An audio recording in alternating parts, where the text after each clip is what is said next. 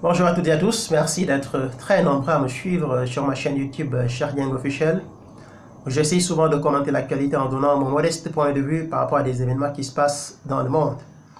Alors pour la première fois, j'ai fait 3 vidéos en une seule journée. Donc ce matin avant d'aller au travail, j'ai fait une vidéo sur Manuel Valls, une analyse donc de Manuel Valls à Barcelone. Quand je suis revenu du boulot, donc j'ai suivi l'affaire donc de Omar Watt, du nom de ce jeune Sénégalais qui a été tabassé par des soldats français à Dakar et qui est aujourd'hui entre la vie et la mort. Je reviendrai sur cette affaire dans les jours qui viennent. Et après cela, j'étais en train de me connecter pour voir un peu les infos parce que je suis journaliste, fondateur du site internet lecourrierdusoir.com, et je suis tombé sur une information extrêmement violente. Donc il s'agit d'un rappeur français du nom de Conrad, Nick Conrad, qui a publié sur les réseaux sociaux une vidéo intitulée « Pendez les Blancs ». Pendez les Blancs. Alors, je pense qu'aujourd'hui, il est temps que l'on essaie de contrôler un peu ce qui se passe sur les réseaux sociaux. Je suis pour la liberté d'expression, je suis journaliste. C'est la liberté d'expression qui me permet de venir ici, faire mes vidéos et d'être suivi par des milliers de personnes. On m'insulte, on me traite de tous les noms, parce qu'il y a une certaine frange de la population française d'origine immigrée qui veut reconnaître qu'il y a un racisme anti-noir, qu'il y a un racisme anti-arabe, un racisme anti-musulman, mais qui refuse de reconnaître qu'il y a un racisme anti-blanc. Comment on peut qualifier donc ce titre choisi par ce jeune rappeur, Pendez les Blancs?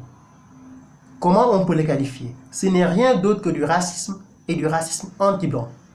Et je pense qu'aujourd'hui, si un rappeur blanc français avait fait une vidéo intitulée Pendez les Noirs ou Pendez les Arabes, je pense qu'aujourd'hui on aurait droit à une réaction spectaculaire, plus virulente que celle qu'on a eue lors du débat houleux entre Éric Zemmour et Absat Toussi. Il arrive un moment où il faut oser dire les choses comme elles sont. Il y a un racisme anti-noir dans ce pays, je suis d'accord. Il y a des Noirs qui se font tabasser.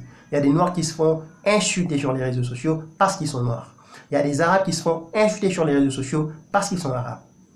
Mais également, il y a un racisme anti-blanc qu'il faut dénoncer.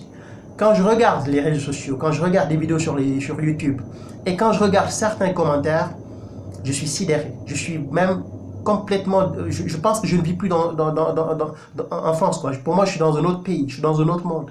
Le racisme est devenu aujourd'hui une banalité chez ces jeunes-là.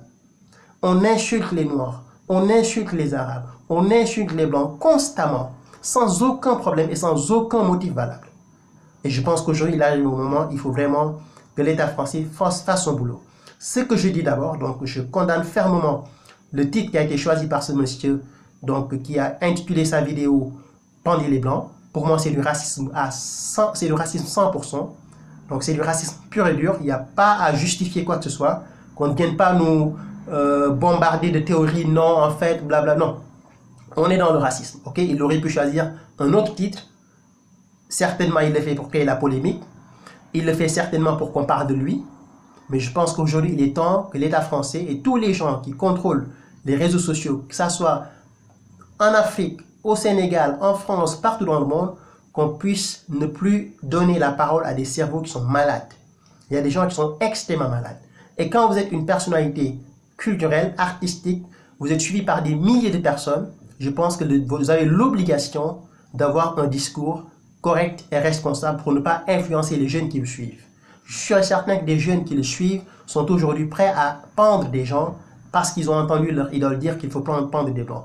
Pareil pour les identitaires, certains identitaires qui sont extrêmement violents, extrêmement racistes, qui tapent sur les Noirs, qui tapent sur les Arabes, mais qui refusent de reconnaître qu'il y a du racisme. Quand les Noirs et les Arabes se plaignent d'être victimes de racisme, on leur dit « vous êtes dans la victimisation ». On est arrivé à un niveau où il faut vraiment que les autorités françaises prennent le dessus, gèrent les choses sérieusement et éviter que ce pays ne bascule vers une guerre civile. Parce que j'ai l'impression que certains, je ne sais pas pour quelle raison d'ailleurs, veulent vraiment nous diviser et nous mettre dans une situation extrêmement compliquée.